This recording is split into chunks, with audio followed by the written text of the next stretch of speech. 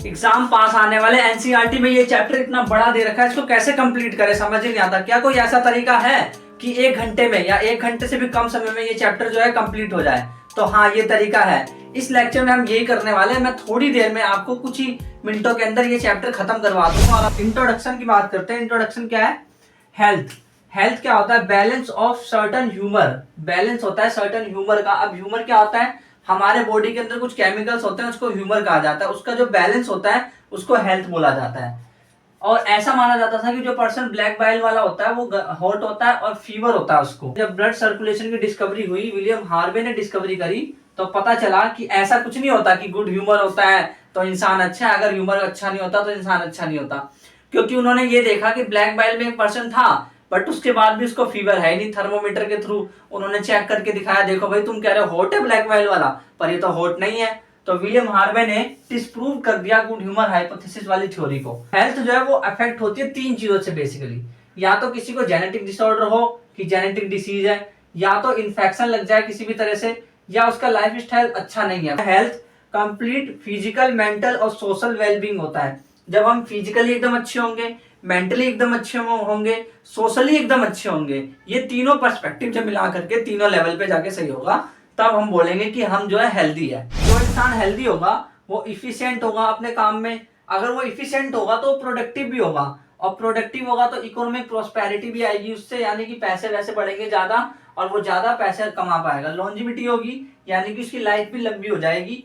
और जो उसकी जो मोर्टेलिटी है यानी कि मरने का जो रेट है, उस देश का जो मरने का रेट है उस जगह का, या उस इंसान का जो मरने का रेट है वो कम हो जाएगा। Reduce mortality.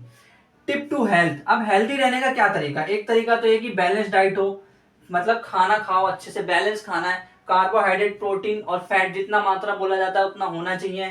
पर्सनल हाइजीन होनी चाहिए, यानी कि खुद को रेगुलरली खुद मतलब नहाओ, अच्छे से अपने आप को साफ करो, अपने हर जगह को साफ करो, हर पार्ट्स को साफ करो।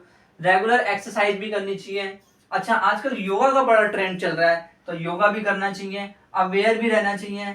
अवेयर इन द सेंस कि क्या, कि कौन सी डिसीज आ रही है, कौन सी बीमारी आती है। फॉर एग्जांपल मान लो अभी जो कोविड-19 आया था वो किसी को कोविड-19 के बारे में पता ही नहीं है, तो फिर क्या होगा? तो फिर वो बंदा जो है डिसीज में आ सकता है, वो बंदा कोविड-19 के शिकार में जा सकता है। अब वैक्सीन भी एक तरीका है कि किसी बंदे कोई बीमार है तो अगर उसे वैक्सीन की नॉलेज ही नहीं है तो वह हेल्दी कहां से होगा भाई? नहीं हो सकता। डिसीज क्या होता है? डिसीज की एक्चुअल डेफिनेशन क्या होती है? डिसीज मतलब होता है कि अगर किसी बंदे का एक या एक से ज्यादा ऑर्गन अफेक्टेड है और उससे वेरियस साइंस एंड सिम्टम्स आ रहे हैं, यानी कि कोई मान लीजिए कोई बीमारी है और उसकी वजह से उसके अंदर बहुत सारे साइंस और सिम्टम्स आ रहे हैं, तो उसे हम कहेंगे डिसीज वाली कंडीशन। ये 2 तरह की होती है ब्रॉडली बेसिकली। एक तो होती है इन्फेक्टियस और एक होती है नॉन इन्फेक्टियस। यानी कि एक तो जो इन्फेक्शन यानी दूसरों को फैलती है, एक से दूसरे पे फैलती है, और नॉन इन्फेक्टियस वो जो कि दूसरों पे नहीं फैलती है। अब इन्फेक्टियस में एक बहुत ही अच्छा एग्जांपल है एड्स का। एड्स में क्या होता है? बेसिकली ये जो डिसीज है ये ट्रांसमिटेड होती है, एचआईवी वायरस के थ्रू होती है, हमें पता है ये ट्रांसमिट होती है। बेसिकली इसे इन्फेक्टेड डिसीज की कैटेगरी में रखा गया। और ये फटल है। फटल इन द सेंस कि जो बंदा है जिसकी वजह के शिकार में, वो पक्का उसकी डेथ होनी है, आज नहीं तो कल उसकी डेथ होनी ही है एड्स से। देन उसके बाद नॉन इन्फेक्टेड डिसीज जो होते हैं उसमें कैंसर जो है वो सबसे मेजर कॉज है डेथ का। एंड उसके बाद पैथोजेंस। पैथोजेंस क्या होता है? जो डिसीज कॉज करते हैं ना, जो ऑर्गेनिज्म, जैसे कि मान लीजिए डिसीज कॉज कर रहा है कोई ऑर्गेनिज्म, मान लीजिए टाइफाइड का एक साल्मोनेला टाइफी बैक्टीरिया और डिसीज कर रहा है, तो मैं उसको बोलूंगा पैथोजन। पैथोजन कौन है? जो डिसीज कर रहा है उसको मैं पैथोजन बोलूंगा। हमारे अंदर होने वाली कुछ कॉमन डिसीजेस, तो इस चैप्टर में बेसिकली एनसीईआरटी में 8 डिसीजेस दे रखी जो पढ़ना आपके लिए जरूरी है। पहली है टाइफाइड और निमोनिया और कॉमन कोल्ड, मलेरिया, एमीबोसिस, एस्कैरियोसिस। एमीबोसिस को एमीबिक डिसेंट्री भी कहा जाता है। एलिफेंटियासिस को फिलारियासिस भी कहा जाता है, और रिंगवॉर्म्स। इसके बारे में हम एनसीईआरटी के अकॉर्डिंग पढ़ने जाएंगे डिटेल्स में। तो पहले बात करते हैं टाइफाइड की। तो टाइफाइड बेसिकली क्या होता है? ये एक बैक्टीरिया से होता है। ये टाइफाइड जो है बैक्टीरियल डिसीज है जो कि साल्मोनेला टाइफी बैक्टीरिया से होता है। ये इसमें क्या होता है, ये जो साल्मोनेला टाइफी का जो बैक्टीरिया है ना, ये स्मॉल इंटेस्टाइन में एंटर कर जाता है through food and water contaminated. जो कॉन्टामिनेटेड गंदे पानी या फिर खाना होता है उसके थ्रू ये हमारे स्मॉल इंटेस्टाइन में एंटर कर जाएगा। देन उसके बाद ब्लड के थ्रू ये और ऑर्गन्स में चला जाएगा, migrate to organ through blood. अच्छा, इसके सिम्टम्स याद रखना है आपको। सिम्टम्स क्या होता है? लगातार बुखार रहेगा इसमें आपको, सस्टेन्ड हाई फीवर। यानी देखिए मलेरिया में ऐसा होता है कि बुखार चढ़ता है रुक जाता है, चढ़ता है रुक जाता है, लेकिन इसमें सस्टेन्ड हाई फीवर होता है, लगातार 39 से 40 डिग्री सेल्सियस का हाई फीवर बना रहता है। कमजोरी होती है इसमें आपको, और स्टमक पेन हो रहा होता है, पेट में दर्द, और कॉन्स्टिपेशन हो रहा होता है, यानी कब्ज की समस्या हो रही होती है आपको, और हेडेक होता है, इसमें सर दर्द भी हो रहा होता है। और चूंकि आपको कब्ज है तो आपका पेट भरा भरा लगेगा हमेशा, जिसकी वजह से लॉस ऑफ एपेटाइट यानी भूख एकदम ही खत्म हो जाएगी। अच्छा, सीवियर केस में क्या होता है, मतलब बहुत कम कंडीशन में ऐसा होता है कि मतलब हो भी सकता है, चांस तो है आखिर होने का। तो वो कंडीशंस क्या है, वो ये है कि इंटेस्टाइन में परफोरेशन हो जाता है, परफोरेशन इन द सेंस कि इंटेस्टाइन के अंदर छेद हो जाता है, इसीलिए इसको, ये जो बीमारी है टाइफाइड को, इसलिए हम इसे इंटेस्टाइनल फीवर भी बोलते हैं। तो इंटेस्टाइनल परफोरेशन हो जाता है, जिसकी वजह से डेथ भी हो सकती है उस बंदे की। तो ये एकदम ही सीवियर केस में होगा, कंफर्म किया जाता है इसको। अगर इसको कंफर्म करना है तो विडाल टेस्ट कराइए अपना, आप कंफर्म कर सकते हैं। अच्छा, एक जो कुक है, कुक एक जो फीमेल है कुक, उसका वो जो उनका नाम है मेरी मेलोन, तो उनको टाइफाइड मेरी भी कहा जाता है। टाइफाइड मेरी उन्हें क्यों कहा जाता है, क्योंकि सबसे पहले डिसीज की शुरुआत यहीं से हुई थी, इन्हीं ने डिसीज की शुरुआत करी थी, इन द सेंस कि जो सामने टाइफी बैक्टीरिया है ना, वो इनके अंदर चला गया, लेकिन इनको बीमारी पैदा नहीं करा है। जहां भी कुकिंग करने जा रही है वहां पे वो स्प्रेड हो जा रहा है, क्योंकि इसका जो कुकिंग करने का तरीका था ना, वो उतना हाइजीन वाला नहीं था, जिसकी वजह से सारे के सारे लोग टाइफाइड का शिकार हो रहे थे। टाइफाइड करियर क्या होता है, typhoid career in the sense कि करियर, किसी भी डिसीज का करियर कौन होता है, मतलब उस बंदे के अंदर वो चीज जो है, वो बैक्टीरिया या वायरस जो भी चीज है, यानी पैथोजन जो है वो ग्रो कर रहा है, उसको अफेक्ट नहीं कर रहा है, उसके अंदर साइन और सिम्टम्स नहीं दे रहा है, बीमारी नहीं दे रहा है। यानी मैरी मेलन को ना तो सस्टेन हाई फीवर हुआ, ना वीकनेस, कोई सिम्टम्स नहीं आए, बट हाँ वो जो बैक्टीरिया बीमारी करने वाला वो तो है, और वो स्प्रेड करता जाएगा। इस करने की कोशिश करते हैं। टाइफाइड जो है सामने टाइफी बैक्टीरिया से होता है, इसी स्मॉल इंटेस्टाइन के अंदर एंटर कर जाता है फूड और कंटामिनेटेड वाटर के थ्रू, और माइग्रेट कर जाता है अदर ऑर्गन में ब्लड के थ्रू। और इसमें सिम्टम्स क्या है, सस्टेन्ड हाई फीवर बना रहता है 39 से 40 डिग्री सेल्सियस, वीकनेस होती है, स्टमक पेन हो रहा होता है, कॉन्स्टिपेशन यानी कब्ज बना रहता है, और हेडेक हो रहा होता है, लॉस ऑफ एपेटाइट होता है, इंटेस्टाइन में परफोरेशन यानी इंटेस्टाइन में छेद हो जाता है, डेथ हो सकती है सीवियर केसेस में। अगर इसको कंफर्म करना है तो आपको विडाल टेस्ट कराना होगा। मैरी मेलन को हम टाइफाइड मैरी भी कहते हैं, वो जो थी वो कुक थी प्रोफेशन से, और वो टाइफाइड की कैरियर थी। टाइफाइड की कैरियर यानी कि उसके अंदर बीमारी नहीं थी, पर वो सब जगह बीमारी फैलाते जा रही थी, स्प्रेड कर दिया था उसने बीमारी को। निमोनिया जो है वो बैक्टीरिया से होता है, बैक्टीरिया का नाम है स्ट्रेप्टोकोकस निमोनी या हीमोफिलस इन्फ्लुएंजी, ये दोनों बैक्टीरिया है, इनमें से कोई एक भी अगर चला जाएगा अगर हमारे अंदर, तो हमें निमोनिया हो जाएगा। अच्छा, इसमें क्या होता है, ये जो है ना, ये एल्वेलाई को इन्फेक्ट कर देता है, लंग्स के अंदर हमारे एल्वेलाई होते हैं, उसको ये इन्फेक्ट कर देता है, जैसे रेस्पिरेशन की प्रॉब्लम आ रही होती है। सिम्टम क्या है, सिम्टम देखना ध्यान से, फीवर होता है, बुखार हो रहा होता है, चिल्स यानी ठंड लग रही होती है, कफ यानी खांसी आ रही होती है, हेडेक यानी सर में दर्द हो रहा होता है। सीवियर केसेस में क्या होता है, मतलब बहुत बुरी कंडीशन अगर हो गई, बहुत टाइम से निमोनिया है, तो क्या होता है, तो उसमें बेसिकली लिप्स और जो फिंगर होते हैं, यानी कि जो लिप्स और फिंगर हमारे जो होते हैं वो ग्रे से ब्लूइश कलर के हो जाते हैं, उनका ये कलर ही चेंज हो जाता है, जिससे आप पता लगा सकते हैं कि निमोनिया है। अच्छा, हेल्दी पर्सन कैसे एक्वायर करेगा, अगर कोई हेल्दी है तो उसको निमोनिया कैसे होगा, उसको निमोनिया होगा अगर वो किसी बंदे ने जिसको निमोनिया है उसने छींका और उसी ड्रॉपलेट्स को उसने इनहेल कर लिया, यानी सांस के अंदर ले लिया किसी हेल्दी बंदे ने, तो निमोनिया फैल सकता है। और अगर कोई अपने ग्लासेस को शेयर कर रहा है, मतलब मान लो किसी ने पानी पिया और उस ग्लासेस को शेयर कर रहा है, या किसी भी चीज को शेयर कर रहा है, कोई बर्तन वगैरह को शेयर कर रहा है, यूटेंसिल्स, यानी कि तब भी ये डिसीज फैल सकती है। अच्छा, डिसेंट्री, प्लेग और डिप्थीरिया, ये तीनों डिसीज भी है जो कि बैक्टीरियल डिसीज होता है, ये आपको याद रखना है। निमोनिया बैक्टीरिया से होता है, बैक्टीरिया स्ट्रेप्टोकोकस निमोनी और हीमोफिलस इन्फ्लुएंजा से होता है, इन्फेक्ट करता है एल्वेलाई ऑफ लंग्स को, जिससे रेस्पिरेशन की प्रॉब्लम आती है। इसके सिम्टम क्या है, फीवर होता है, चिल्स होता है, कफ और हेडेक हो रहा होता है, बुखार, ठंड और खांसी और सर में दर्द हो रहा होता है। सीवियर केसेस में क्या होता है, जो लिप्स और फिंगर होते हैं ना, वो ग्रे से ब्लूइश टर्न हो जाते हैं, मतलब उसका कलर चेंज हो जाता है बेसिकली। और हेल्दी पर्सन को ये कैसे होगा, अगर उसने किसी ने छींका और उसका ड्रॉपलेट अपना इनहेल कर लिया, अंदर ले लिया, तो ये हो सकता है। या फिर शेयरिंग ग्लासेस, अपने ग्लास वगैरह शेयर कर रहे हो या बर्तन शेयर कर रहे हो, तो भी निमोनिया हो सकता है। कॉमन कोल्ड है वो राइनो वायरस से फैलता है। राइनो वायरस एक ग्रुप ऑफ वायरस होता है जो कि कॉमन कोल्ड फैलाता है, कोल्ड फैलाता है बेसिकली। ये क्या करता है, इसमें क्या होता है, नोज इन्फेक्ट हो जाता है, रेस्पिरेटरी पैसेज भी इन्फेक्ट हो जाता है, जो रेस्पिरेशन का जो रास्ता है हमारा वो इन्फेक्ट हो जाता है। बट पर जो लंग्स है, लंग्स अफेक्ट नहीं होता है, लंग्स को वो अफेक्ट नहीं करता, ये पॉइंट आपको अच्छे से याद रखना है। बट नॉट लंग्स, लंग्स को अफेक्ट नहीं करता है। सिम्टम्स क्या है इसका, नेजल कंजेशन यानी बंद नाक, and discharge in the sense कि आप नोज रनिंग नोज, उसे हम डिस्चार्ज कहते हैं। सोर थ्रोट यानी कि गले का सूखना, हॉर्सनेस यानी कि थोड़ा सूखा सूखापन फील होगा अंदर, कफ यानी खांसी होगी, हेडेक यानी सर में दर्द होगा, टायर्डनेस यानी थकान हो रही होगी बॉडी में। तो ये कोल्ड, कॉमन कोल्ड के सिम्टम्स हैं। ये बेसिकली ना 3 से 7 दिन तक ही रहता है, ज्यादा दिन नहीं। ड्रॉपलेट इन्फेक्शन है, यानी कि अगर मान लो आपने छींका तो सामने वाले को भी ये फैल जाएगा। कॉमन कोल्ड जो राइनो वायरस से होता है, राइनो वायरस में क्या होता है, इन्फेक्ट करता है नोज को, रेस्पिरेटरी पैसेज को, पर लंग्स को इन्फेक्ट नहीं करता। सिम्टम्स क्या है, नेजल कंजेशन है, डिस्चार्ज, सोर थ्रोट होता है, होर्सनेस होता है, कफ यानी खांसी होती है, हेडेक होता है, सर में दर्द, टायर्डनेस यानी थकान होती है। ये 3 से 7 दिन ही रहता है। ड्रॉपलेट इन्फेक्शन है, यानी कि अगर हम छींक देते हैं, स्नीजिंग करते हैं, तो इससे ड्रॉपलेट्स के थ्रू फैल जाता है। मलेरिया जो है बेसिकली प्रोटोजोआ से होता है। हमने अभी बैक्टीरियल डिसीज देखी, बैक्टीरियल डिसीज में हमने 2 डिसीज देखी, टाइफाइड और न्यूमोनिया, और वायरल डिसीज में हमने देखी कॉमन कोल्ड। तो अब देखें तो प्रोटोजोआ से कौन सी डिसीज होती है। प्रोटोजोआ से होता है प्लाज्मोडियम। प्रोटोजोआ का एग्जाम्पल प्लाज्मोडियम जो है, उसमें प्लाज्मोडियम की 3 वैरायटी पाई जाती है, Plasmodium vivax, Plasmodium malariae, Plasmodium falciparum. तो जो प्लाज्मोडियम फैल्सीपैरम है ना, वो सबसे ज्यादा सीरियस डिसीज पैदा करता है, मलेरिया वाली, और इसे हम कहते हैं मैलिग्नेंट मलेरिया।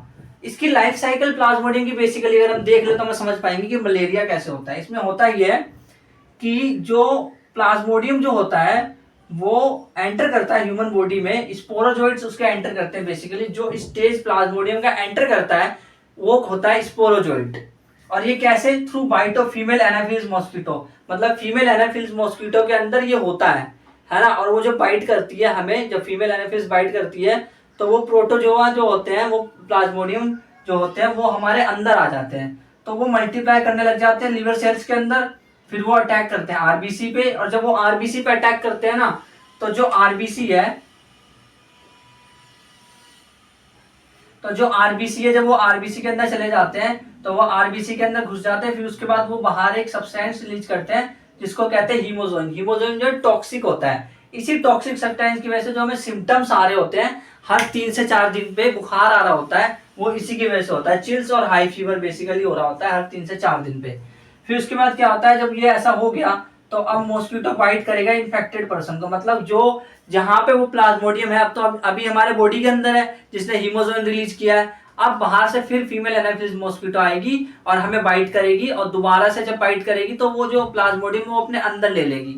जब वो अपने अंदर उस प्लाज्मोडियम को ले लेगी तो वो पैरासाइट जो है, यानी कि जो प्लाज्मोडियम है, वो मल्टीप्लाई करेगा सलेवरी ग्लैंड ऑफ मॉस्किटो के, जो सलेवरी ग्लैंड है, मतलब मुंह के अंदर सलेवरी ग्लैंड के अंदर, वहां मल्टीप्लाई करेगा और स्पोरोजोइट बनाएगा। अब ये स्पोरोजोइट फर्दर आगे जाकर ह्यूमन बॉडी में एंटर करेगा जब उसको काटेगा मच्छर तब।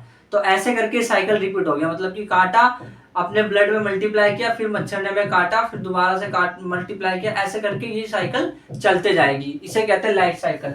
तो इसका डायग्राम जो है एनसीईआरटी में दिया हुआ है। बेसिकली प्लाज्मोडियम के 2 होस्ट होते हैं, एक तो ह्यूमन और एक मॉस्किटो। मलेरिया जो है प्रोटोजोआ से होता है। प्रोटोजोआ का एग्जांपल प्लाज्मोडियम, वो 3 तरह के होता है, Plasmodium vivax, Plasmodium malaria, Plasmodium falciparum.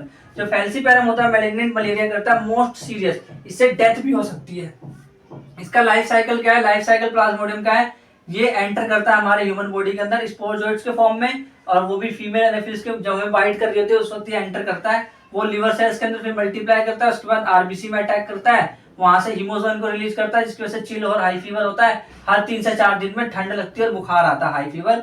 और फिर उसके बाद वो जो बन गए टॉक्सिक सब्सटेंस, फिर वो प्लाज्मोडियम तो उसी के अंदर है, उसी को दोबारा से जब मॉस्किटो बाइट करेगा तो उसको अंदर ले लेगा उसी सेम को, और उसको फिर मल्टीप्लाई करेगा उसको सलेवरी ग्लैंड के अंदर, फिर स्पोरोजोइट बनाएगा, स्पोरोजोइट फिर हमारे ह्यूमन बॉडी में एंटर करेगा और काटेगा। तो ये साइकिल ऐसे रिपीट होते जाएगी।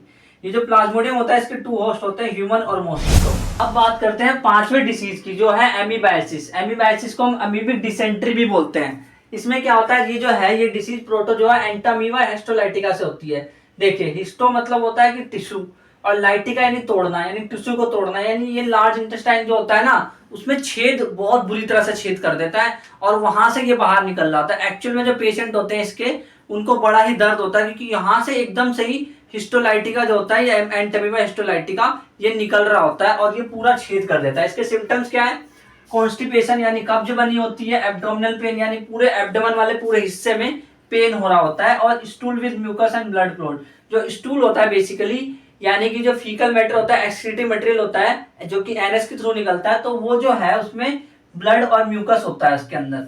हाउस फ्लाई जो है उसकी मैकेनिकल कैरियर मतलब कि फैलती कैसे, अगर मान लीजिए कहीं पे कोई फीसिस इकट्ठा हो रखा है, फीसिस इन द सेंस की जो एक्सक्रीटिव मटेरियल जो कि एनस के थ्रू निकला है या फिर रेक्टम के थ्रू जो निकला है डिफिकेशन करने के बाद, उस पे अगर कोई मक्खी बैठ गई, अगर कोई हाउस फ्लाई उस पे बैठ गई एंड देन उसके बाद वो उड़ करके फूड पे आ गई, तो क्या होता है बेसिकली तब ये डिसीज होती है। ये कॉन्टामिनेटेड फूड एंड वाटर, अगर मक्खी जो है पानी में गिर गई और आपने मक्खी को हटा के फिर पानी पी लिया, या फिर अगर मक्खी को आपने उड़ा करके खाना खा लिया, तो आप सोचेंगे कि चलो मैं तो बच गया, पर आप बचोगे नहीं, क्योंकि ये जो डिसीज है एमीबिक डिसेंट्री ये हो सकती है, क्योंकि हाउस फ्लाई इसका मैकेनिकल कैरियर है इसीलिए।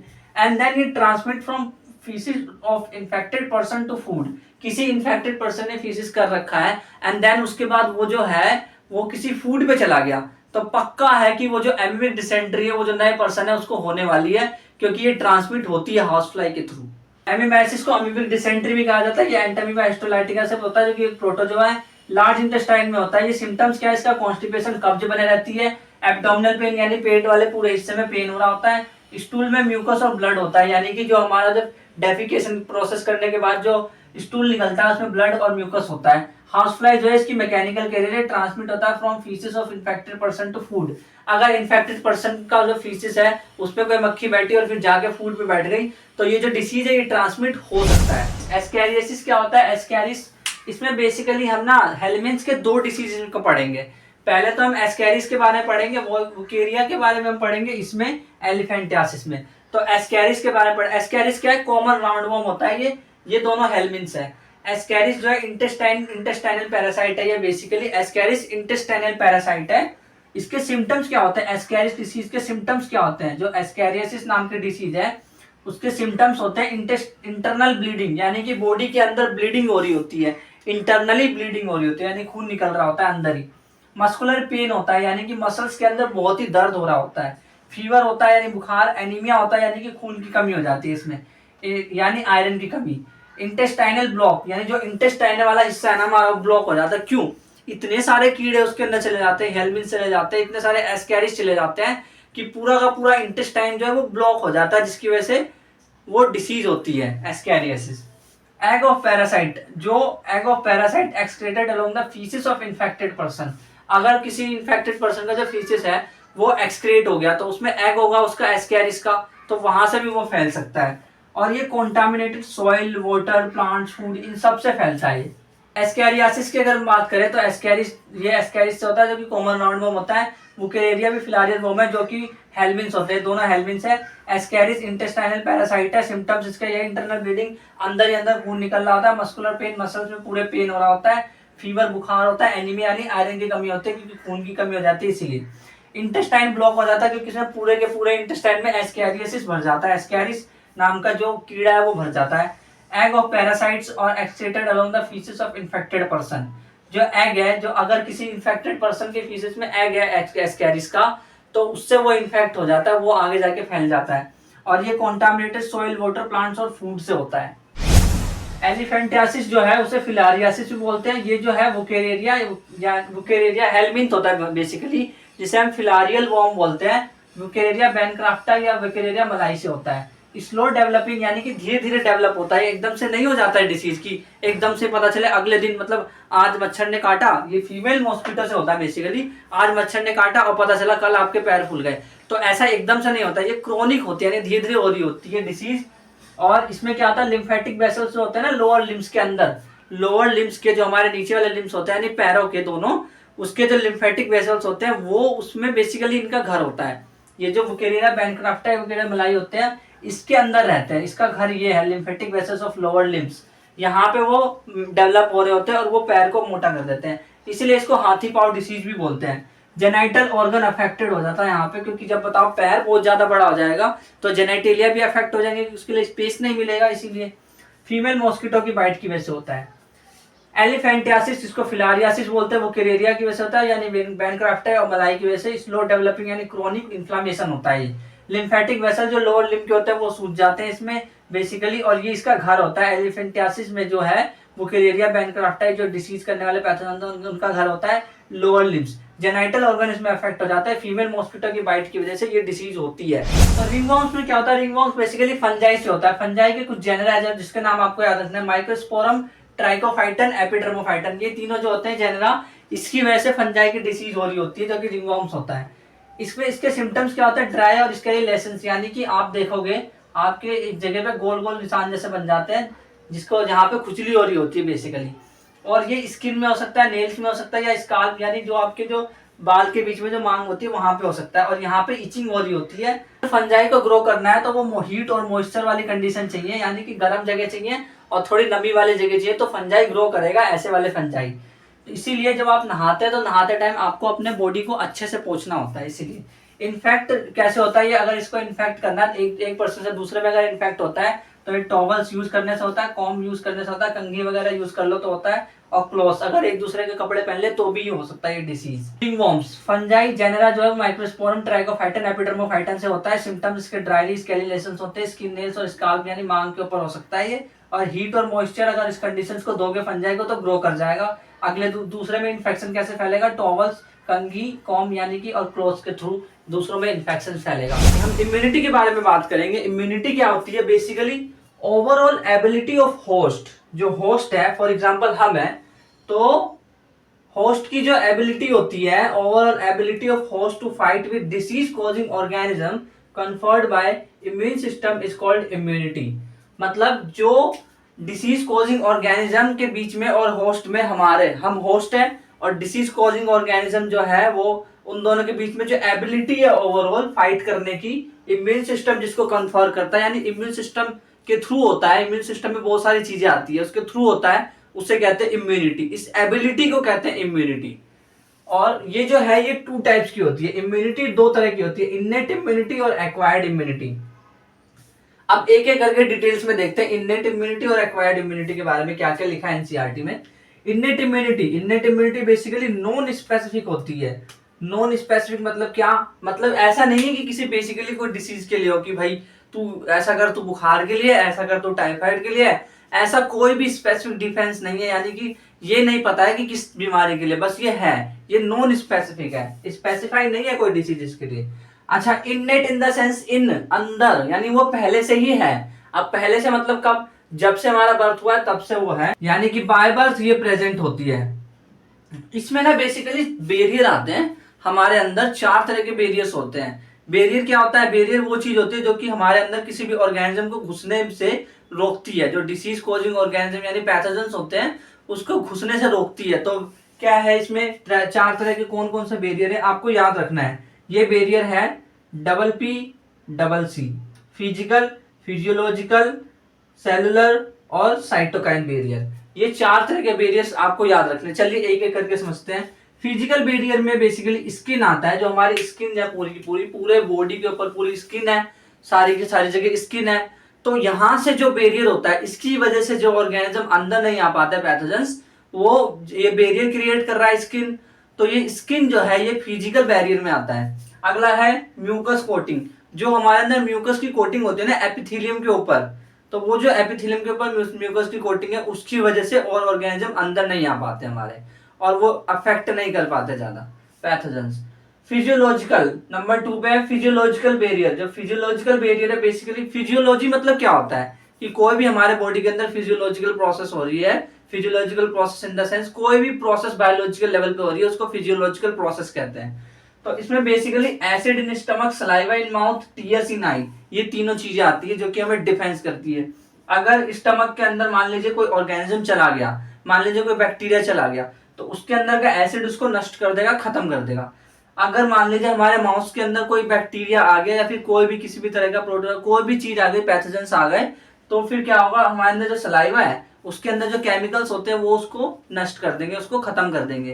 टीयर्स इन आईज, अब आंखों में टीयर्स क्यों आते हैं, कभी आपने देखा होगा जब भी कोई चीज एकदम से अंदर जाती है तो आंखों में टीयर्स आने लगते हैं, आंसू आने लगते हैं। क्यों, इसीलिए क्योंकि वो एक डिफेंस मैकेनिज्म है बॉडी का। ये बॉडी का डिफेंस मैकेनिज्म है कि टीयर्स आने चाहिए, मतलब बॉडी को बचाना है भाई, कि कोई पैथोजेन अंदर घुस गया तो बीमारी हो जाएगी, इसलिए टीयर्स के थ्रू उसको बाहर एक्सपेल करने की कोशिश की जाती है, आंसू से उसको बाहर निकालने की कोशिश करी जाती है। बैरियर, सेलुलर बैरियर यानी क्या, सेल, इसमें सेल वर्ड छुपा है। तो जो कुछ तरह की कुछ जो लिम्फोसाइट्स की कुछ सेल होती है ना बेसिकली, वो सेलुलर बैरियर्स में आती है। जैसे example PMNL, polymorphonuclear leukocyte, ये जो है इसके अंदर आता है। मोनोसाइट्स इसमें आते हैं। एनके सेल, एनके सेल यानी नेचुरल किलर सेल्स, ये ऐसी सेल्स होती है बाकी सारी जो कि हमें बचाती है अलग अलग जो डिसीज कॉजिंग ऑर्गेनिज्म होते हैं उनसे। और मैक्रोफेजेस भी इसमें आते हैं। अगला जो बैरियर है नंबर 4 पे वो है साइटोकाइन बैरियर। तो साइटोकाइन बैरियर में बेसिकली इंटरफेरोन्स इसका एग्जांपल है। बहुत इंपॉर्टेंट है, आपको याद रखना है इंटरफेरेंस को। अब ये इंटरफेरेंस क्या होता है? वायरस सेल्स जो एक कुछ ना एक जैसे मान लीजिए कहीं पे कोई वायरस अंदर गया, जैसे एक बार एग्जांपल लेते हैं कोविड-19 के वायरस का। तो कोविड-19 का वायरस जब अंदर गया तो उस वायरस ने, वो जो वायरल सेल है, जो सेल है जिसमें वायरस चले गई है, उसने क्या किया, और भी उसने एक प्रोटीन सिक्रेट किया। पहले तो प्रोटीन सिक्रेट किया, उस प्रोटीन को हम कहते हैं इंटरफेरोन्स।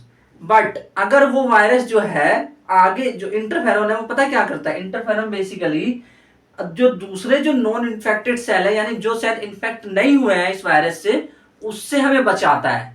उससे बचाया गया, कौन बचा रहा है? इंटरफेरोन्स हमें बचा रहा है। देखिए फिर से बताता हूं, इंटरफेरेंस जो है वो नॉन इन्फेक्टेड सेल यानी जो सेल अच्छी है, नॉर्मल है, उसको बचाता है फर्दर इन्फेक्ट होने से। और इंटरफेरेंस क्या होता है? वायरस से इन्फेक्टेड सेल जब हो जाती है वो कुछ प्रोटीन सिक्रिएट करती है, उसको हम कहते हैं इंटरफेरोन्स। तो इंटरफेरोन का बेसिक नेचर क्या है? वो प्रोटीन है ना? ठीक है। देन उसके बाद अब हम देखते हैं एक्वायर्ड इम्यूनिटी। एक्वायर्ड इम्यूनिटी भी बहुत इंपॉर्टेंट है क्योंकि यहीं से सवाल आ रखा है सीबीएसई एग्जाम में और बाकी एग्जाम में भी, चाहे वो नीट हो, चाहे चाहे कोई सा भी हो, नीट, सीवीटी, सीबीएसई, सब में यहां से सवाल आ रखे हैं। तो एक्वायर्ड इम्यूनिटी बहुत इंपॉर्टेंट है, ध्यान से सुनना। पैथोजन स्पेसिफिक होता है, यानी इसका मतलब क्या? पैथोजन स्पेसिफिक का मतलब होता है कि भाई ये सब समझो तुम, पैथोजन स्पेसिफिक मतलब कि कोई बीमारी आ रही है तो मैं उस पर स्पेसिफिक हो जाऊंगा, यानी कि मैं उस चीज को याद रखूंगा कि ये चीज आई है। जो रिस्पॉन्स है ना, जो हमारे बॉडी के अंदर रिस्पॉन्स इन द सेंस कि कोई ऑर्गेनिज्म आ रहा है तो उसके लिए वो कैसा रिस्पॉन्स करेगा। तो दो तरह के रिस्पॉन्स हो सकते हैं। एक तो कोई नया बंदा आए, तो नया बंदा है, नया पैथोजन अगर आएगा तो फिर वो रिस्पॉन्स करेगा, तो उसको ज्यादा कुछ नहीं पता है उसके बारे में कि भाई ये कैसा है, इसके लिए क्या करूं क्या नहीं, कुछ नहीं पता है। तो उसकी इंटेंसिटी कम होगी, उसकी इंटेंसिटी जो है, उसकी पावर ज्यादा नहीं होगी कि वो ज्यादा पावर से उसको ज्यादा अफेक्ट कर दे, नहीं कर पाएगा। भाई नया है ना, तो नए को कैसे पहचानेगा, नए को कैसे जल्दी पहचानेगा। इसलिए जो प्राइमरी रिस्पॉन्स होता है, यानी जब पहली बार कोई ऑर्गेनिज्म अंदर आया पैथोजन, तब जो रिस्पॉन्स होता है वो लो इंटेंसिटी का होता है। जबकि अगर भाई अब तो हुआ दूसरी बार, सेकेंडरी रिस्पॉन्स, एनामनेस्टिक रिस्पॉन्स में क्या होता है, सारे के सारे सेल्स जो है डब्ल्यूबीसीज के बोलते हैं अब आ तू, दम है तेरे अंदर, तो अगर अब तू आया तो मैं छोड़ूंगा नहीं। तो ये जो इंटेंसिटी होती है इसकी ज्यादा होती है। जो सेकेंडरी रिस्पॉन्स है भाई, ये तो बिल्कुल ऐसा ही है ना, कोई चोर पहली बार आया तो कुछ नहीं करा ज्यादा हमने, बस हम थोड़े से दुखी होगा। लेकिन अगर वही चोर अगर दोबारा आ गया तो आप क्या करोगे? आप छोड़ दोगे? आप उसको और ज्यादा इंटेंसिटी से मारोगे। भाई तूने पिछली बार भी चोरी करी थी, उसका भी पिटेगा तू इस बार। ऐसे होता है कि नहीं? तो वही एग्जाम्पल यहाँ पे आप लगा सकते हैं, फिट कर सकते हैं। सेकेंडरी रिस्पॉन्स इस तरह से होता है। ये जो रिस्पॉन्स है ना, ये कैरिड आउट किया जाता है लिम्फोसाइट्स के थ्रू। अब लिम्फोसाइट दो तरह के होते हैं, बीटा लिम्फोसाइट और टी लिम्फोसाइट। बीटा लिम्फोसाइट यानी बी लिम्फोसाइट। बीटा लिम्फोसाइट जो होता है वो एंटीबॉडी प्रोड्यूस करते हैं, ये आपको याद रखना है। Antibody is produce by beta lymphocyte, antibody is produce by beta lymphocyte. T lymphocyte जो होते हैं वो हेल्प करते हैं beta lymphocyte to produce them, यानी कि बीटा लिम्फोसाइट की मदद कर रहा है भाई टी सेल, इसका दोस्त है, ये मदद कर रहा है, कह रहा है कि भाई तू एंटीबॉडी बना रहा है, चल मैं तेरी थोड़ी सी हेल्प कर देता हूं, ऐसे बोलता है। एंटीबॉडी की जो स्ट्रक्चर है ये आपको अच्छे से याद रखना है, अच्छे से एकदम।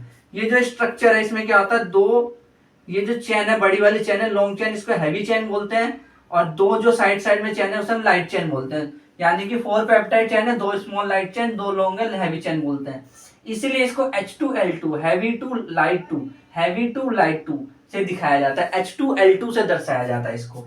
अच्छा, ये 5 तरह के होते हैं basically, IgG, IgA, IgM, IgD, IgE। आप ऐसे करके याद कर सकते हैं, घमंडी, घमंडी, इस तरह से आप याद कर सकते हैं, आपको याद हो जाएगा घमंडी। देन उसके बाद एक्वायर्ड इम्यून रिस्पॉन्स जो होता है ना, acquired immune response, immunity system जो हमारा होता है वो कुछ रिस्पॉन्स करता है। कोई बीमारी आ रही होती है तो दो तरह से रिस्पॉन्स होता है, एक तो होता है कि ह्यूमरल रिस्पॉन्स और एक होता है सेल मेडिएटेड।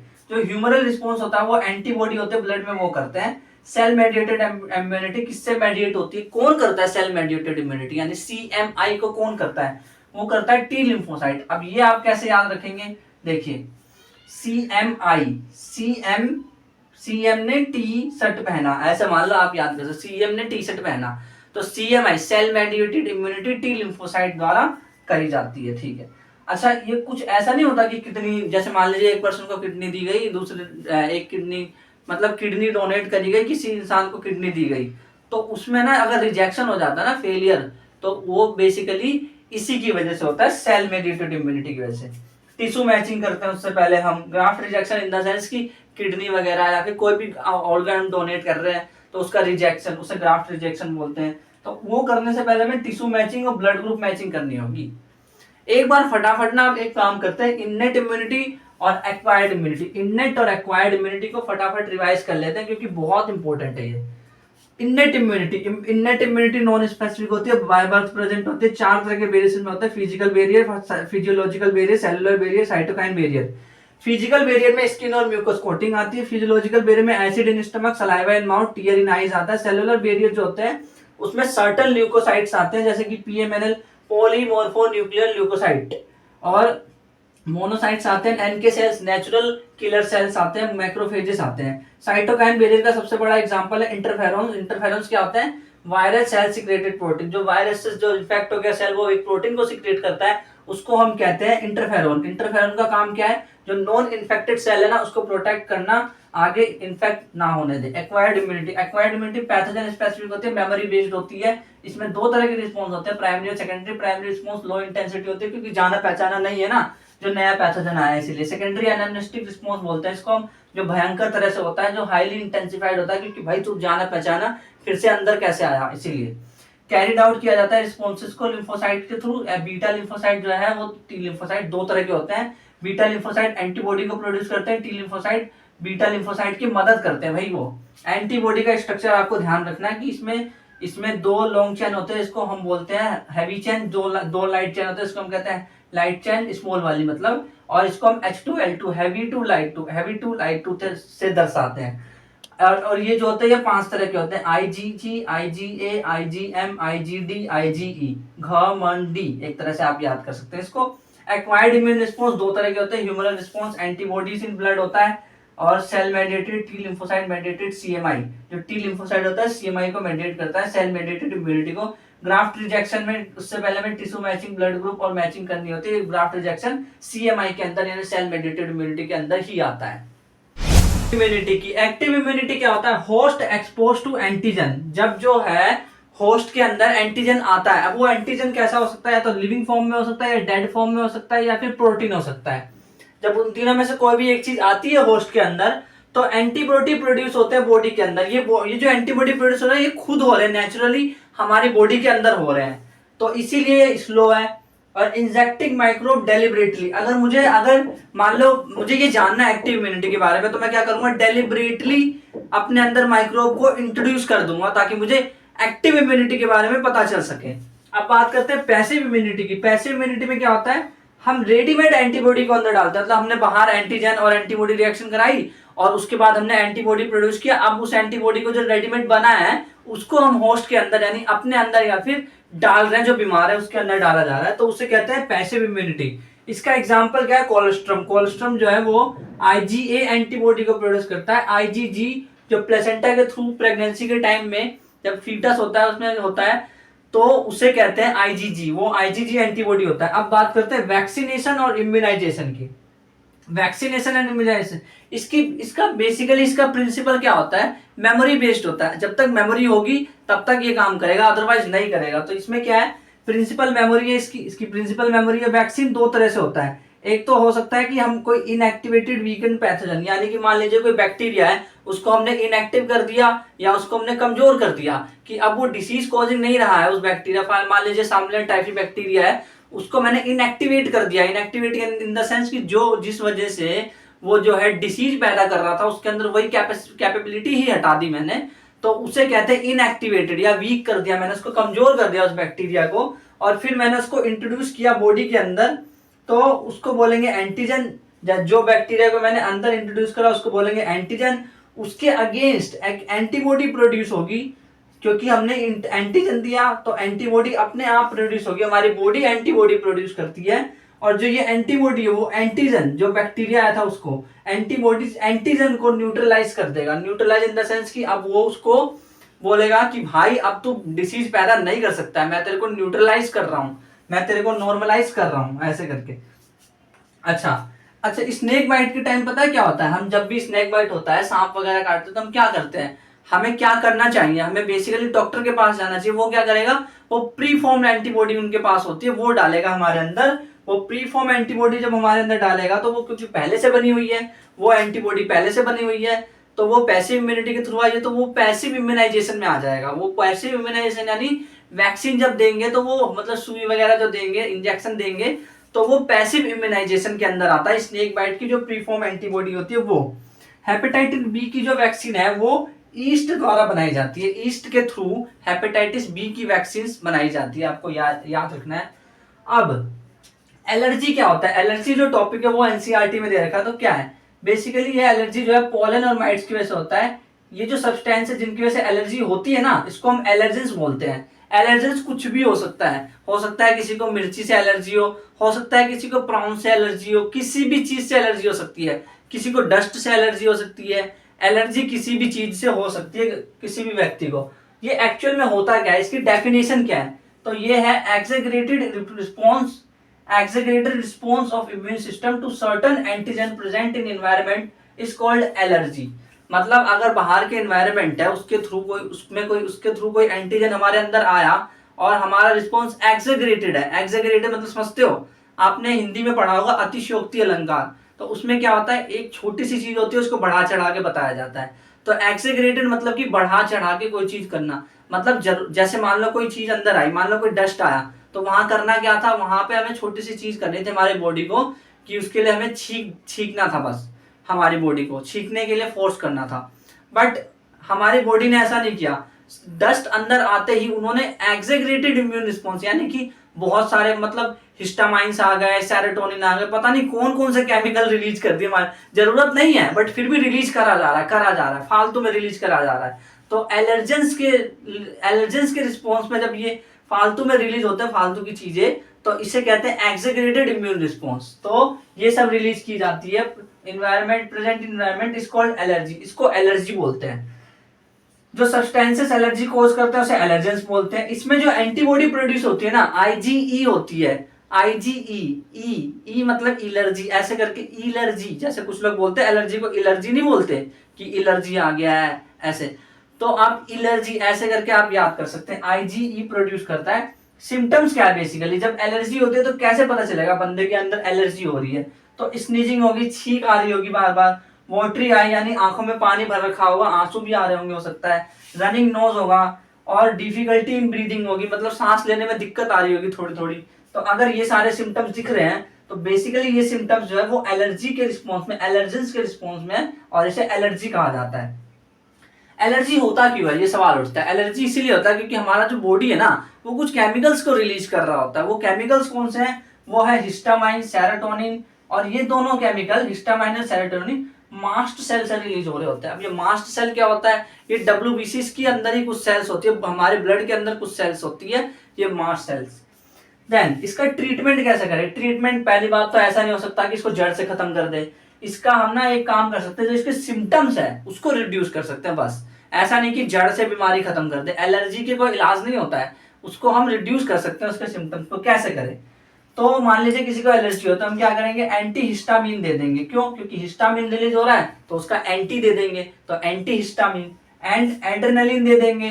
एड्रेनलिन क्या होता है, एड्रेनलिन बेसिकली इमरजेंसी हार्मोन होता है, जो कि इमरजेंसी मतलब क्योंकि ये एलर्जी हुई है तो एक तरह से इन्हें लग रहा है इमरजेंसी वाली सिचुएशन क्रिएट हो गई है, तो एड्रेनलिन वहां पे काम आएगा, स्टीरॉइड्स भी काम आएंगे ये सब। बात करते हैं ऑटो इम्यूनिटी की। तो ऑटो इम्यूनिटी क्या होता है, ability to differentiate foreign and self cell. हमारा जो सेल है और बाहर का जो फॉरेन सेल है, उनके बीच में अगर डिफरेंशिएट करना है तो उस एबिलिटी को मैं कहूंगा ऑटो इम्यूनिटी। वो जो एबिलिटी है वो ऑटो इम्यूनिटी है। अब ये ऑटो इम्यून डिसीज क्या होता है, इसमें बेसिकली क्या होता है, अच्छा हमारे बॉडी में बेसिकली ये कैपेसिटी होती है, कैपेबिलिटी होती है कि वो फॉरेन सेल और सेल्फ सेल में डिफरेंशिएट कर सकता है। बट भाई कभी कभी नहीं कर पाता है, तो अगर नहीं कर पा रहा है तो उसे कहेंगे ऑटो इम्यून डिसीज। तो वहां पे वो क्या करेगा, अपने ही सेल्स को डिस्ट्रक्ट करने लग जाएगा, यानी कि बॉडी अटैक करेगी सेल्फ सेल पे, अपने ही सेल पे अटैक करने लग जाएगी। ये बहुत ही बुरी कंडीशन होती है। और इसका एक एग्जांपल है इस बीमारी का रिमेटॉइड आर्थराइटिस। ये बेसिकली डिसीज है जो कि इसका एग्जांपल है ऑटो इम्यूनिटी के अंदर। ये डिसीज ऑटो इम्यून डिसऑर्डर में आता है, rheumatoid arthritis. Immune system in our body, immune system in our body में क्या होता है कि इसमें इम्यून सिस्टम में क्या क्या होता है, लिम्फोइड ऑर्गन्स आ रहे होते हैं, टिश्यूज होते हैं, सेल्स होते हैं और कुछ सोल्युबल मॉलिक्यूल्स यानी एंटीबॉडीज भी होती है इसके अंदर। एंड रोल, इसका रोल क्या है, इम्यून सिस्टम का रोल 3 चीजों में बेसिकली, और भी चीजों में है बट 3 मेन चीज लिखी है यहाँ पे, allergic reactions, auto immune disease और ऑर्गन ट्रांसप्लांटेशन। ये 3 चीज है जहां पे इम्यूनिटी का बहुत ज्यादा रोल है, इम्यून सिस्टम का बहुत रोल है। अब इसमें क्या होता है, बेसिकली लिम्फोइड ऑर्गन्स आते हैं। लिम्फोइड ऑर्गन्स बेसिकली क्या होता है, जहां पे ओरिजिन और मैचुरेशन हो रहा होता है लिम्फोसाइट का। जो लिम्फोसाइट है जहां पे ओरिजिन हो रहा होता है, जहां पे कि बनते हैं, फॉर्म होते हैं और मैच्योर होते हैं, यानी कि उनको ट्रेनिंग भी दी जाती है कि भाई तुम्हें काम कैसे करना है, वो जो होता है वहां पे उस साइड को, उस जगह को कहते हैं लिम्फोइड ऑर्गन। लिम्फोइड ऑर्गन 2 तरह के होते हैं, एक प्राइमरी होता है, एक सेकेंडरी होता है। प्राइमरी लिम्फोइड ऑर्गन कौन से होते हैं, जहां पे लिम्फोसाइट बेसिकली एक्टिवेट हो रहा होता है, मतलब कि वो बनने के लिए वो ट्रेनिंग ले रहा होता है। और सेकेंडरी कहाँ होता है, सेकेंडरी वो होता है जहां पे कि लिम्फोसाइट अब काम करेगा जा करके। जैसे प्राइमरी लिम्फोइड ऑर्गन्स में कौन आता है, बोन मैरो और थाइमस, ये 2 चीजें आती है बेसिकली, बस यही 2 और कुछ नहीं आता है।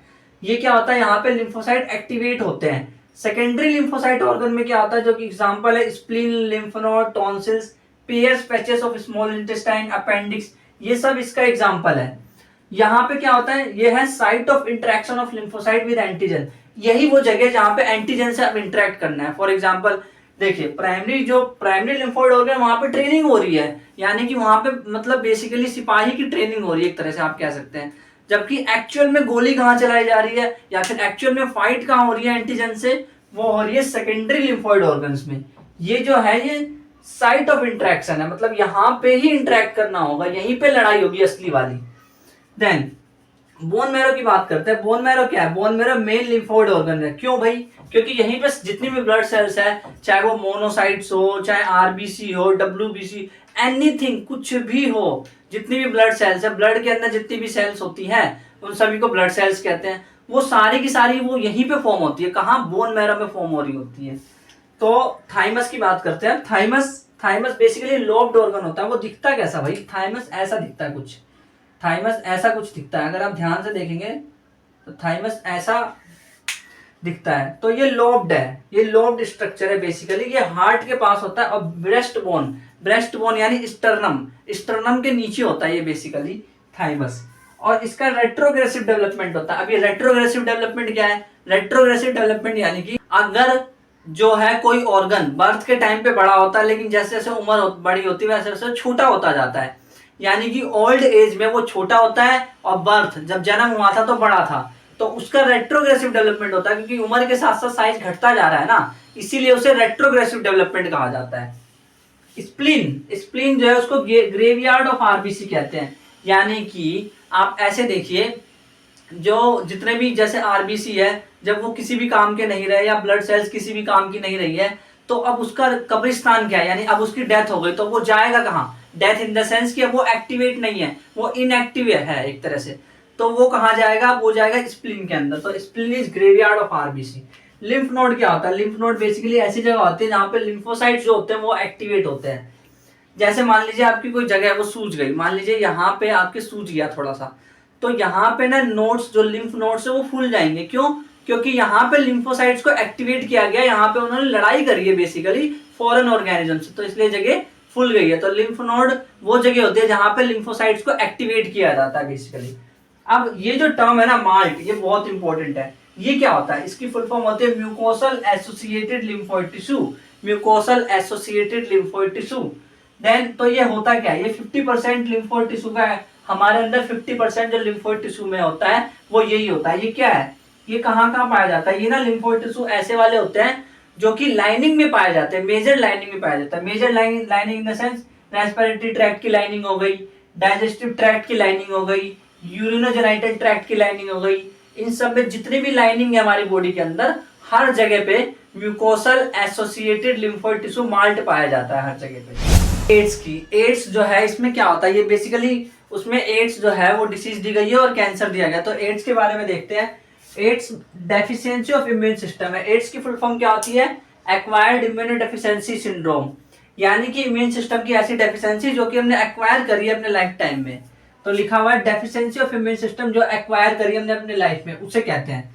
1981 में पहली बार इसको रिपोर्टेड किया गया था, इन्हें देखा गया था। कॉज क्या है इसका? इसका कॉज है एचआईवी वायरस। एचआईवी वायरस की वजह से ये होता है, ह्यूमन इम्यूनो डेफिशिएंसी वायरस से होता है ये। जो एचआईवी वायरस है वो रेट्रोवायरस फैमिली का एक छोटा सा सदस्य है। मतलब रेट्रोवायरस एक पूरा का पूरा वायरस का ग्रुप है, उसमें से एक वायरस है एचआईवी वायरस, उसकी वजह से एड्स होता है। ट्रांसमिट कैसे होता है? ये ट्रांसमिट होता है सेक्सुअल कॉन्टैक्ट से। अगर आप सेक्सुअली कॉन्टैक्ट करते हैं मल्टीपल पार्टनर्स के थ्रू तो आपको एड्स हो सकता है। ब्लड से ट्रांसमिट होता है, यानी कि अगर कॉन्टामिनेटेड ब्लड है, यानी ब्लड में हाइजीन नहीं है उस लेवल का, तो उससे फैल सकता है। इन्फेक्टेड निडल्स, यानी कि अगर डॉक्टर निडल का यूज कर रहा है लेकिन एक ही निडल को बार बार मल्टीपल पेशेंट पे यूज कर रहा है, तब भी एड्स की संभावना हो सकती है। और मदर टू चाइल्ड भी ये फैलता है, प्लेसेंटा के थ्रू। जब फीटस जब होता है, गर्भ के अंदर होता है, तो उस वक्त जो है मदर टू चाइल्ड ये फैल सकता है एड्स।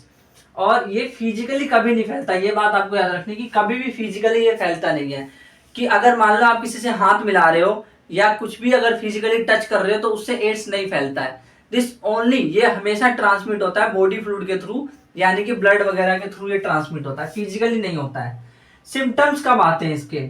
जब एचआईवी का वायरस एंटर करता है उसके कुछ महीने या कुछ साल भी लग जाते हैं कभी कभी। मान लीजिए आज एचआईवी का वायरस एंटर किया मेरे अंदर, मान लीजिए, तो अगर आज 2024 है तो आने वाले हो सकता है 2025-26 में आकर के मेरे को पता चले कि मेरे को एड्स के सिम्टम्स तब जाके दिखे। यानी 2026-27 में एड्स के सिम्टम जाके दिखे, जब तक बहुत देर हो चुकी होगी। और एड्स की बात यह है कि ये डेथ इज इनएविटेबल, इसमें डेथ होगी ही होगी, उसको कोई रोक नहीं सकता, वो निश्चित है, डेथ निश्चित है उसमें।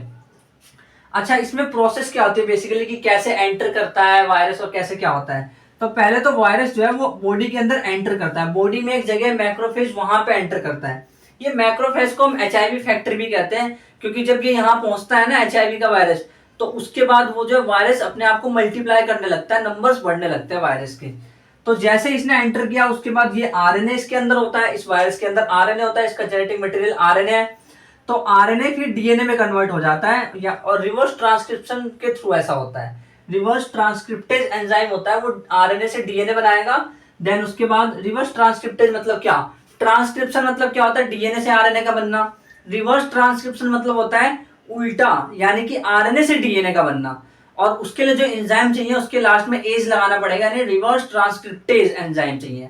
तो वो डीएनए बन गया। अब वो जो डीएनए है ना, वो डीएनए जो सेल होता है हमारा जिसको इन्फेक्ट किया हुआ है, मैक्रोफेज जो सेल है, उसके अंदर जाके वो डीएनए जो है उसके अंदर चला जाएगा, इनकॉर्पोरेट हो जाएगा, अंदर चला जाएगा।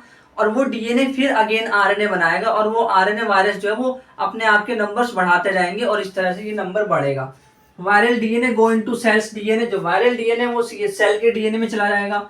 DNA direct infected cell to form virus particle, और डीएनए को बोलेगा भाई तू अपना वायरल पार्टिकल फॉर्म कर, ऐसे पार्टिकल फॉर्म कर जो कि इसको इन्फेक्ट कर सके, इस बॉडी को। अब वो मैक्रोफेजेस जो है उसमें पहुंच जाएगा, जो वायरस है वो मैक्रोफेज में पहुंच जाएगा। मैक्रोफेज जो है वो एचआईवी फैक्ट्री होता है, और उसके बाद वो T lymphocyte, helper T lymphocyte को अटैक करेगा बेसिकली।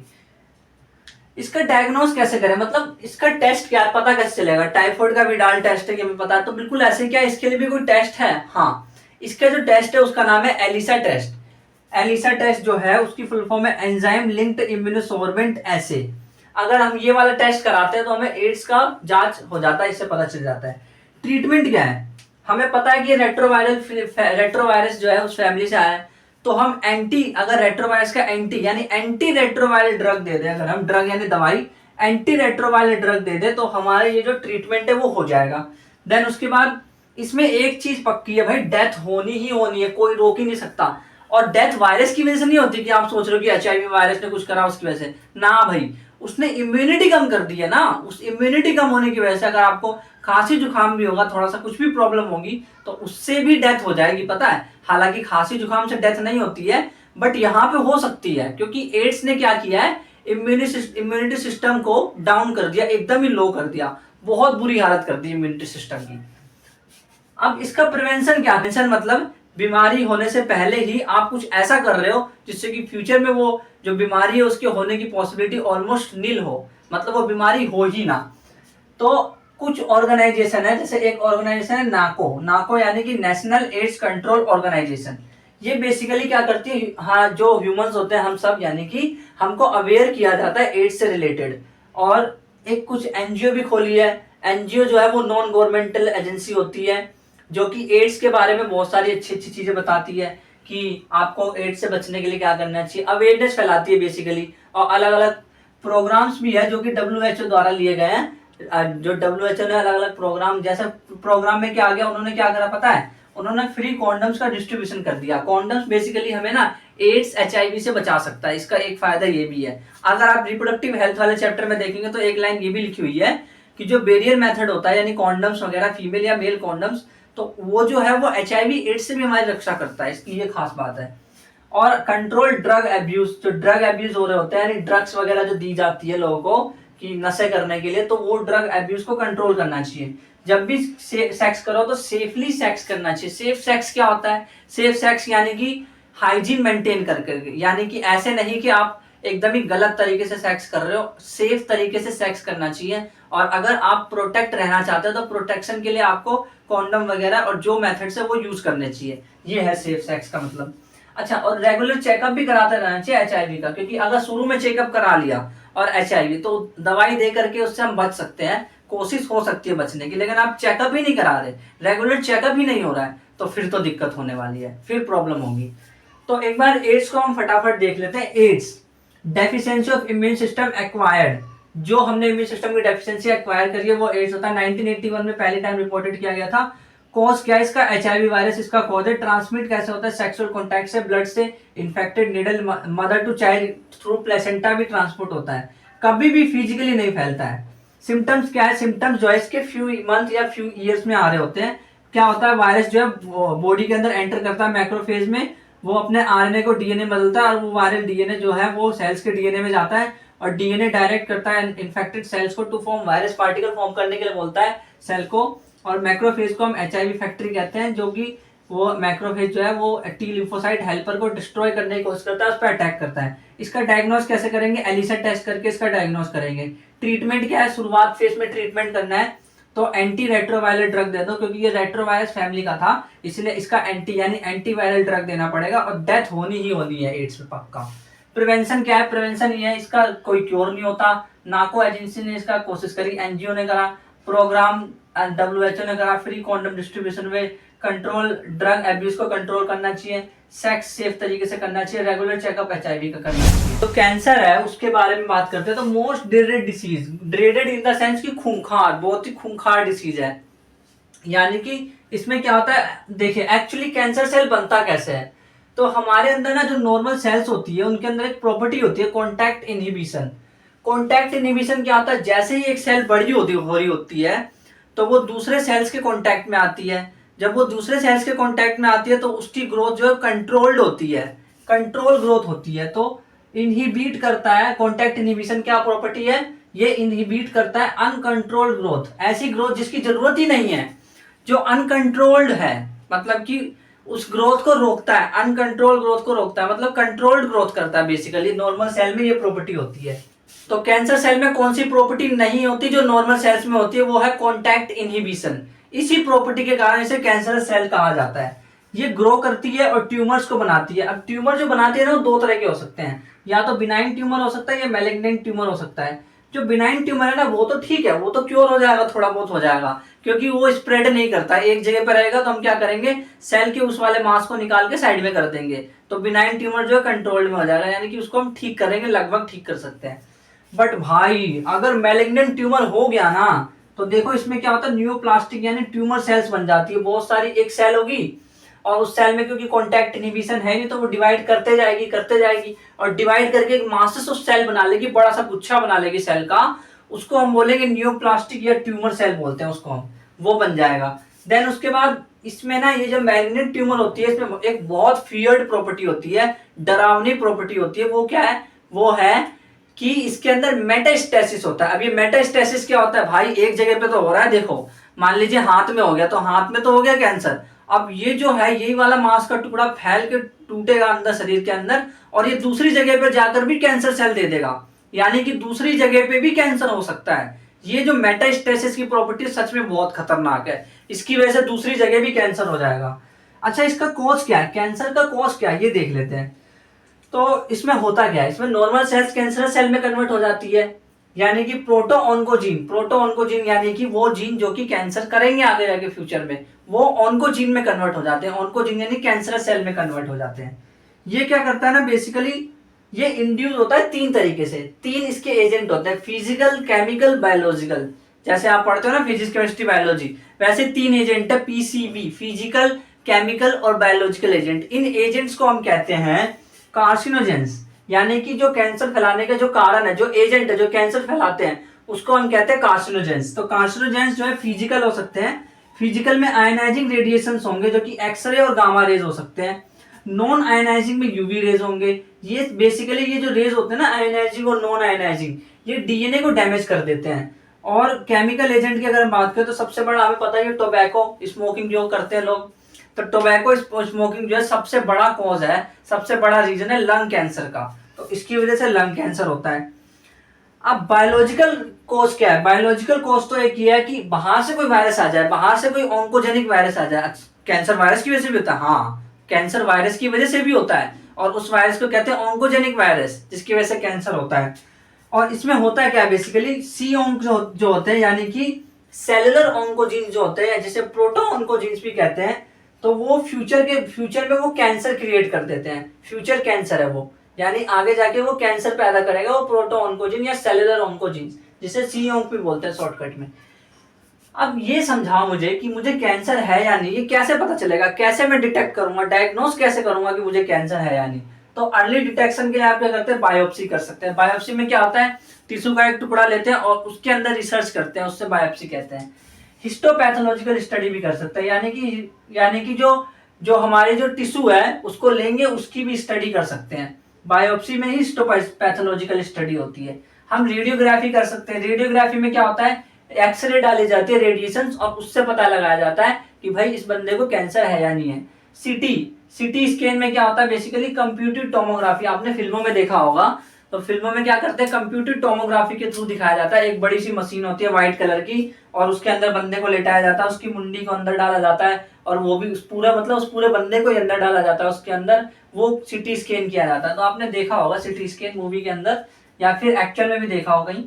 और एमआरआई मशीन भी वैसी होती है, मैग्नेटिक रेजोनेंस, जहां पे मैग्नेटिक रेजोनेंस की जो होती है, एमआरआई मशीन ही कहते हैं उसको, उसकी बात हो रही है। और अगर किसी को कैंसर हो गया तो यानी कि कोई एजेंट घुस गया अंदर, मान लीजिए कि ये जो वायरस है ऑन्कोजेनिक वायरस, वो घुस गया, अब वो उसके लिए एंटीजन है, हमारी बॉडी के लिए एंटीजन है। अब इसके रिस्पॉन्स में एंटीबॉडी प्रोड्यूस करेगी हमारी बॉडी। तो अगर हमें ये एंटीबॉडी दिख रहे हैं किसी के बॉडी के अंदर, तो हम बोलेंगे कि उसके अंदर एंटीबॉडी मिली, यानी कि उसके अंदर कैंसर सेल भी होगा, यानी कि कैंसर वो है उसके अंदर। इसका ट्रीटमेंट क्या है, ट्रीटमेंट करने का तरीका यह है कि सर्जरी कर दो। अगर तो भाई छोटा सा कैंसर है, यानी कि बिनाइन ट्यूमर वगैरह हो रखा है, तो आप ट्रीटमेंट कर दो, कैंसर का ट्रीटमेंट हो जाएगा। किस तरह, सर्जरी के थ्रू उस वाले जो वो मास जो है सेल का, उसको निकाल के साइड में कर दो, और इस तरह से कैंसर वो बिनाइन ट्यूमर वाला कंट्रोल हो जाएगा। बट अगर मैलिग्नेंट ट्यूमर है तब थोड़ा मुश्किल है, या आप रेडिएशन थेरेपी कर सकते हैं, या फिर इम्यूनोथेरेपी करते हैं। ज्यादातर केसेस में पता है क्या होता है, कैंसर के लिए ये तीनों तरीके को, इन तीनों का कॉम्बिनेशन यूज किया जाता है। साथ में कीमोथेरेपी, जो कि केमिकल्स के थ्रू ठीक करना, वो भी दिया जाता है। इन सब के ना साइड इफेक्ट होता है, जितने भी केमिकल्स हम ले रहे होते हैं, कुछ कर रहे होते हैं, दवाई वगैरह खा रहे होते हैं, उनके साइड इफेक्ट होते हैं, जैसे कि हेयर लॉस हो जाता है। इसीलिए आप देखते हो कि जिसको कैंसर हो रखा है उसके सर पे बाल नहीं होते हैं, उसके अंदर हेयर लॉस हो जाता है। क्यों भाई, ऐसा इसलिए हो जाता है क्योंकि ये ड्रग का साइड इफेक्ट है। ऐसा नहीं कि डॉक्टर ने बोला है कि तुम बाल कटवा लो अपने, नहीं, डॉक्टर नहीं कहता, वो इसका साइड इफेक्ट है। कैंसर होने का, कैंसर के दवाई जो दिए जा रहे हैं ऊपर से, उसका साइड इफेक्ट है हेयर लॉस, और एनीमिया भी होता है इसकी वजह से, ये साइड इफेक्ट है इसके। अब एक और काम हम कर सकते हैं कि अगर क्या कुछ ऐसा तरीका है कि हम अपने इम्यून सिस्टम को ही एक्टिवेट कर दे, भाई तू ही कर ले काम सारा का सारा, इम्यून सिस्टम को बोल दे कि तू ही कैंसर सेल से लड़ ले, तू ही ट्यूमर सेल को मार दे, ऐसा कोई तरीका है? तो हाँ, इसके लिए होता है बायोलॉजिकल रिस्पॉन्स मॉडिफायर, एक चीज होती है जिसका एग्जांपल है अल्फा इंटरफेरॉन, वो पेशेंट को दिया जाता है।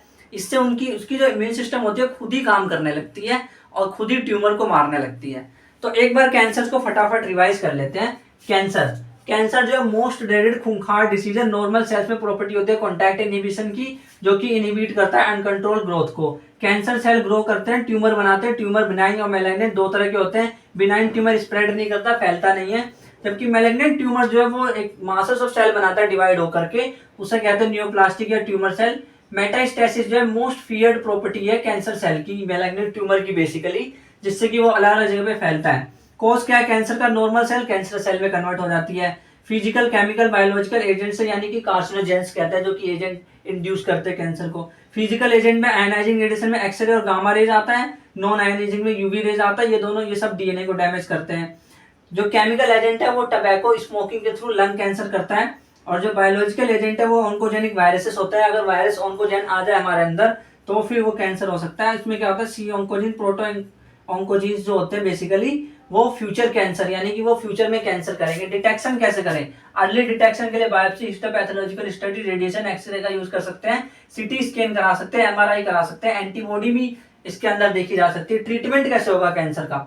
तो सर्जरी कर सकते हैं, रेडिएशन थेरेपी, इम्यूनोथेरेपी कर सकते हैं। इसका साइड इफेक्ट, इन सब के, इन केमिकल्स के साइड इफेक्ट है हेयर लॉस और एनीमिया। बायोलॉजिकल रिस्पांस मॉडिफायर जो है अल्फा इंटरफेरॉन, इससे क्या होता है कैंसर सेल से हमारी बॉडी खुद ही लड़ लेती है। Drugs and alcohol abuse, basically इसमें ना तीन इसमें केमिकल्स दे रखे हैं, जिसके बारे में 3 ड्रग्स दे रखे हैं, जिसके बारे में हमें डिटेल में पढ़ना है। एक है ओपियोइड्स, एक कैनाबिनॉइड्स और कोका एल्कलॉइड्स। इसमें जो स्ट्रक्चर दे रखे हैं साथ में वो भी आपको याद रखने हैं, जो कि हम अगले जब लेक्चर में डिस्कस करेंगे, क्वेश्चंस करेंगे सॉल्व, तो वहां पे देखेंगे।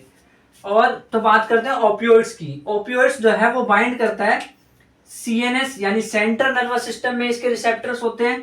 गैस्ट्रो इंटेस्टाइनल ट्रैक्ट, यानी कि जो हमारे स्टमक वाला हिस्सा है, गैस्ट्रो इंटेस्टाइनल ट्रैक्ट वाला जो हिस्सा, वहां से ये बाइंड कर सकता है। हीरोइन जो है उसे हम स्मैक भी बोलते हैं, ओपियोइड्स का एग्जांपल है बेसिकली। हीरोइन को हमें स्मैक भी बोलते हैं। इसका नाम क्या है? डाईएसिटाइल मॉर्फिन। केमिकली इसका नाम डाईएसिटाइल मॉर्फिन है। ये कैसा होता है? ये सफेद होता है, ऑर्डरलेस होता है, खट्टा होता है, और ये क्रिस्टलाइन होता है, बेसिकली क्रिस्टल्स के फॉर्म में होता है। और इसे ऑब्टेन कैसे किया जाता है? अगर आप मॉर्फिन जो है, मॉर्फिन का टाइलेशन करवा दे, एसिटाइलेशन क्रिया उस पर करवा दे, तो हमें हीरोइन मिलता है। जो मॉर्फिन है ना, मॉर्फिन को कहां से एक्सट्रैक्ट किया जाता है? मॉर्फिन को पॉपी प्लांट से एक्सट्रैक्ट किया जाता है। पॉपी प्लांट का साइंटिफिक नेम है पेपेवर सोमनिफेरम। और इसका जो स्ट्रक्चर है मॉर्फिन का वो एनसीईआरटी में दे रखा है, आपको याद रखना है। हीरोइन जो है वो बेसिकली डिप्रेसेंट होता है। डिप्रेसेंट यानी डिप्रेशन जब किसी इंसान को हो रहा होता है तो थकान दूर करने का काम आ रहा होता है, बॉडी फंक्शन को स्लो डाउन कर देता है ये बेसिकली। अब बात करते हैं कैनाबिनॉइड्स की। तो कैनाबिनॉइड्स जो है वो ब्रेन रिसेप्टर है। इसके रिसेप्टर कहाँ होते हैं? ब्रेन के अंदर होते हैं। और ये जो है इन्फ्लोरेसेंस ऑफ कैनाबिस सटाइवा से बनता है, प्रोड्यूस करता है। इसकी ये जो कैनाबिस सटाइवा है, कैनाबिनॉइड्स, ये प्रोड्यूस करता है अलग अलग प्रोडक्ट, मरिजुआना, हशीश, चरस और गांजा, ये सब प्रोड्यूस करता है। और ये जो केमिकल्स है ना, ये कार्डियोवास्कुलर सिस्टम, यानी जो हमारा पूरा ब्लड, नसें, जितने भी सिस्टम है आर्टरी वेन की, उन सबको अफेक्ट करता है। कोका एल्कलॉइड्स की बात करते हैं अब, जो नंबर 3 पे, कोकेन भी बोलते हैं इसको हम। इसको ऑब्टेन करते हैं इथ्रोजाइलम कोका प्लांट से। ये नेटिव है साउथ अमेरिका का। ये साउथ अमेरिका से आया बेसिकली, वहां पे पहले हुआ था, वहां से फिर अलग अलग देश में फैलता गया। इंटरफेयर करता है कोका इंटरफेयर करता है डोपामाइन से। कोका डोपा ऐसा करके आप याद कर लीजिए। कोका डोपा इंटरफेयर करता है डोपामाइन से, जो कि एक न्यूरोट्रांसमीटर है, उससे इंटरफेयर करता है। डोपामाइन का नाम तो आपने सुना ही होगा पहले भी। कॉमन नेम इसका क्या है? कोका एल्कलॉइड या कोकेन को हम कोक भी बोलते हैं, क्रैक भी बोलते हैं। इसको जब हम यूज करते हैं, कोका एल्कलॉइड या कोकेन को हम इसको यूज करते हैं, या फिर किसी भी तरह से इसको स्नोट करते हैं, स्नोट यानी सूंघते हैं बेसिकली, तो पता है क्या होता है? यूफोरिया वाली फीलिंग होती है। यूफोरिया फीलिंग यानी कि ऐसा लगता है कि सपने में खो गए, जन्नत में पहुंच गए, यूफोरिया वाली फीलिंग होती है। और एनर्जी जो है इससे बढ़ जाती है कोका एल्कलॉइड से। अगला टॉपिक है एडोलसेंस और ड्रग एब्यूज के बारे में। तो 12 से 18 साल की जो एज होती है वो एडोलसेंस एज होती है, हमें पता है। उसमें जो है वो कुछ, अगर मान लीजिए कोई बंदा ड्रग्स ले रहा है शुरू में, जैसे आपने मतलब आपको अगर मान लीजिए आपने कहीं सुना हो, तो ड्रग्स पहले जो है, ड्रग जो यूज करता है उसको फ्री में दी जाती है ड्रग्स, फिर उसके बाद 1-2 हफ्ते तक फ्री में देंगे, फिर उसके बाद जब अगर उसको लेनी होगी तो उसको 100-200 रुपए पैसे में देंगे, एक तरह से ड्रग्स। क्यों ऐसा क्या हो जाता है जिसकी वजह से वो ड्रग लेने के लिए मजबूर हो जाते हैं? तो भाई उनके अंदर विड्रॉल सिम्टम्स आने लग जाते हैं। अब ये विड्रॉल सिम्टम्स क्या होता है? अगर आपने इफ डोज जो रेगुलर डोज ले रहे हो उसको एब्रप्टली डिसकंटिन्यू कर दिया, यानी कि ले रहे थे लगातार, पहले तो फ्री में लिया, 1-2 हफ्ते तक फ्री में लिया और उसके बाद अब उसको रोक दिया, यानी कि अगर नहीं लेंगे तो भाई हमारे अंदर सिम्टम्स आएंगे, कुछ बहुत सारे सिम्टम्स आने लगते हैं, जैसे कि एंजाइटी होने लगती है, बिना फालतू के टेंशन होने लगेगा, पढ़ाई में मन नहीं लगेगा, फालतू की चीजें दिमाग में घूमते रहेगी कि भाई इसने ये तो नहीं बोल दिया, इसने ये तो नहीं कर दिया, पता नहीं ये करने से ये तो नहीं हो जाएगा, फालतू की चीजें चलती रहेगी, एग्जाम में नंबर कम आ गए तो क्या होगा, मतलब बहुत सारी फालतू की चीजें चलती रहेगी। शेकीनेस होगा, basically shakiness in the sense कि मान लीजिए आप चाय का कप उठाने जा रहे हैं तो आपके हाथ कांपेंगे एक तरह से, या हाथ कांपना वो उसे शेकीनेस बोलते हैं, फालतू का शेकीनेस। नोजिया, उल्टी जैसी फीलिंग आएगी, एक तरह से अंदर अजीब सा फील हो रहा होगा, और स्वेटिंग होगी, यानी कि पूरा जो बॉडी है उसके अंदर पसीने आ रहे होंगे, अगर हम ये सब नहीं लेंगे ड्रग्स तो एक टाइम के बाद। ये सब विड्रॉल सिम्टम्स है। इसीलिए देखिए आपको पहली बार में, मेरे ख्याल से आपको, अगर पहली बार में आप ये सोचते हैं कि मैं पहली बार एक सिगरेट लूंगा या पहली बार एक ड्रग लूंगा, उसको टेस्ट करूंगा छोड़ दूंगा, तो भाई गलती कर रहे हो सबसे बड़ी। अगर ऐसा करने की कोशिश कर रहे हो ना कि मैं एक्सपेरिमेंट करूंगा, एक्सपेरिमेंटल माइंडसेट है, और यहाँ पे अगर एक्सपेरिमेंट कर रहे हो, हालांकि एक्सपेरिमेंट माइंडसेट हमारे दुनिया में बहुत जरूरी है, बट यहाँ पे एक्सपेरिमेंट कर रहे हो, एक्सपेरिमेंट इन द सेंस कि यहाँ पे आप सिगरेट लेके देख रहे हो, चेक कर रहे हो कि भाई इससे होता क्या है, या फिर आप कोई ड्रग लेके चेक कर रहे हो, आपने मॉर्फिन वगैरह ले लिया, चेक कर रहे हो देख के, टेस्ट करके, और आप फिर उसके बाद बुरी तरह से फंसने वाले हो। आप तो सोच रहे हो कि मैं एक बार में छोड़ दूंगा, अरे नहीं भाई, इतनी आसानी से नहीं छूटता है वो, उसको इतनी आसानी से नहीं छोड़ा जा सकता है। अब क्यों? क्योंकि वो हमारे बॉडी की नीड बन जाता है वो एक तरह से। ये ऐसा नहीं है कि अब हमें सिर्फ डेलिबरेटली यानी जानबूझ के हम ले रहे हैं, नहीं, अब बॉडी भी क्रेव करेगी उसके लिए, फिर बुरी तरह से फंसोगे। ये क्रेविंग ही तो है, और क्या है, ये जो विड्रॉल सिम्टम्स आ रहे हैं ये क्रेविंग ही तो है उस चीज के लिए, उस ड्रग के लिए क्रेविंग हो रही है ना, इसीलिए।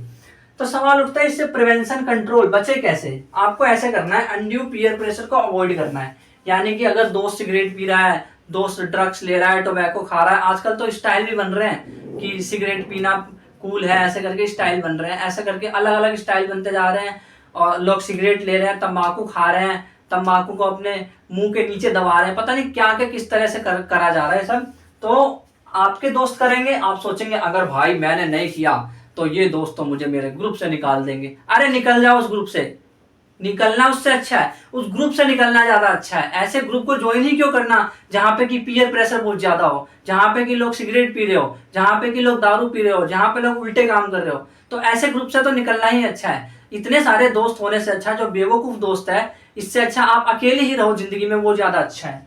फिर नंबर 2 पे है एजुकेशन और काउंसलिंग। एजुकेशन, आपको एजुकेट रहना है, आपको सीखना है कि भाई ये सब अगर मैंने ले लिया तो इससे होता क्या है। आपको काउंसलिंग में जाना है। काउंसलिंग इन द सेंस, आप काउंसलिंग का मतलब ये नहीं कि किसी चीज को ज्वाइन कर लो, नहीं।